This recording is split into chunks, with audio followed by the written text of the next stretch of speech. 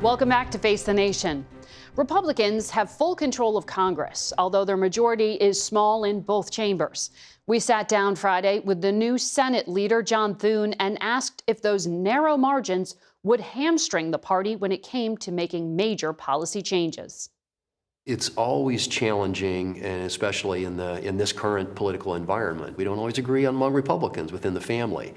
Particularly among Republicans. But I think when it comes to the big issues, securing the border, rebuilding the military, strengthening the economy, generating energy dominance for this country, those are all things on which we agree. With respect to even narrow margins, I think we're going to have hopefully a very unified effort when it comes to those core issues. We'll disagree on the margins and the process and all that sort of thing, but when it comes to the things we need to get done, those are all things I think we agree on. You've had disagreements with Donald Trump in the past. As part of this advise and consent role, the role of the Senate, will you tell him when you think he's wrong?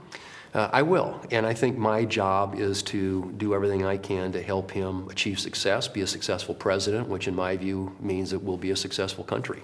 We have the same set of objectives. We want to get to the same destination, but I think at times there will be differences in how we get there. And understanding the unique aspects of how the Senate operates is something that I'm going to have to be able to share and convey to the president and help him understand, I think, what the contours are of what we can accomplish here in the Senate and what's realistic. You have a 53-seat majority over here, which means you can only lose 3 votes if Democrats remain unified in their opposition to some of Mr. Trump's picks for his cabinet. Do you expect them all to make it through? What I've promised is a fair process for all of them. When it comes to his picks, and I would say this of any president, they deserve a lot of latitude. His picks are going to come through a process where if they get reported out of the committee, come across the floor of the Senate, we'll make sure that they get the vote. And I think that I suspect a lot of them will get through. And we'll see about all of them. Remains to be seen, but I think that's why we have the process. Adhere to that process and give all of these nominees an opportunity to make their case. You've said you have to see if Democrats play ball or not, but you don't need Democrats to get these through. So does that mean you already know some of your Republican senators won't vote to confirm Kash Patel at the FBI or Pete Hegseth at the Pentagon? We don't have, at this point, I don't think, clarity on that. I think these are nominees who are new enough. They've been going around and conducting their meetings, which I think, frankly, have gone very well, but they still have to make their case in front of the committee. And, we don't know all the information about some of these nominees. I think we know a lot about them, but they deserve a fair process. We have a 3-vote margin in the Senate, as you point out, but I do think that in most cases at least, most of our Republican senators are inclined to give the president the people that he wants in these positions, given the process that they go through and whether or not they can manage the committee process and ensure that they get to the floor for vote. Does that include FBI background checks? I know often the ranking members get them on armed services, for example, but some of your colleagues, they want to see Pete Hegseth's FBI background check before they vote. Right, and I think that's going to be determined largely by the committee chairs. I think there will be an interest, obviously. Well, sure. I mean, I think that you want to have as much background as possible that is available to the committees as they make their decisions. I have a high level of confidence in our chairs that they will ensure that as members of the committee and of the full Senate have an opportunity to consider these nominees, that they've got all of the information available to them that they should have. I want to ask you about what you need to get done policy-wise as well in terms of providing the president with the funding to execute on some of his big goals. Right. You've said you're going to go out of the gate with a generational investment in border security and immigration enforcement. You're going to pass it on 51 party line votes. If you want to govern through regular order, why go through this in a party line direction? Well, it's one of those issues that has become incredibly divisive for the country, and there aren't very many people left in the middle. Reconciliation enables us. It doesn't come along very often where you have unified control of the government. In a lot of cases, it doesn't last very long. It's a couple of years.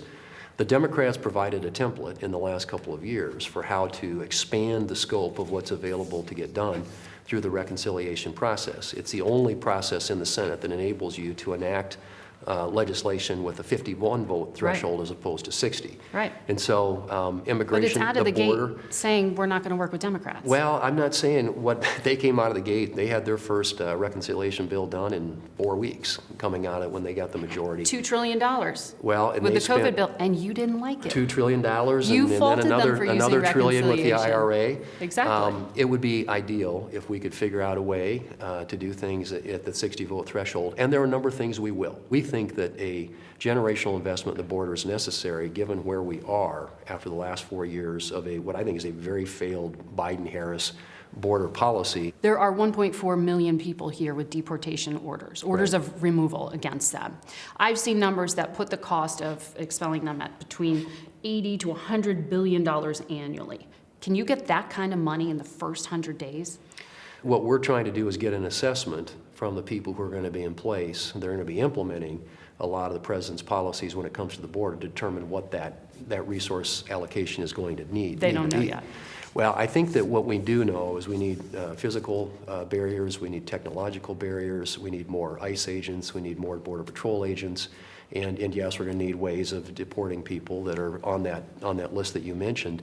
And so it's going to take some resources to do that, which is why I would argue that when the president takes office, and he's going to do a lot of things on the border by executive order, by executive action, that we're going to need to be able to provide the resources in order for him to do that. And that's why I've suggested that we take that border issue on right away and enable him to do the things that he needs to do. Is it true you're going to put some defense spending in that as well? Well, I think one of the things that we always argue about around here is the amount of money that we need to spend on defense. If you look at every Biden administration budget, there wasn't a single one of them when it came to military spending that kept up even with inflation. So we have a military readiness in this country. You know, we have the Defense Commission Strategy Group that comes out with a report all the time and tells us we are dramatically underfunded relative to countries like China, and that we don't have the capacity. Issues, right? Well, and we don't have the capacity and the capability to do what needs to be done to protect the country. There's a big difference in delta in the two parties and how they approach the issue of defense and military readiness. And I think we are dramatically underfunding our military today. I think the president believes that, President Trump. And I think a lot of our Republican colleagues in the House and the Senate share that view. So can we do this through reconciliation? We're obviously looking at our options. I want to make sure I ask you about the other big promise you made in terms of delivering on tax reform and reconciliation. The estimates are it could add $4 trillion over the next decade. Is that really something you think is going to pass on a party line vote and without any revenue or spending cuts? You can't be comfortable. These are tax laws that will expire at the end of this year if Congress doesn't take action to extend them. And it would represent a $4 trillion tax increase on the American people if we don't extend that policy. We're going to have a very robust conversation about tax reform. There's a lot riding on it economically.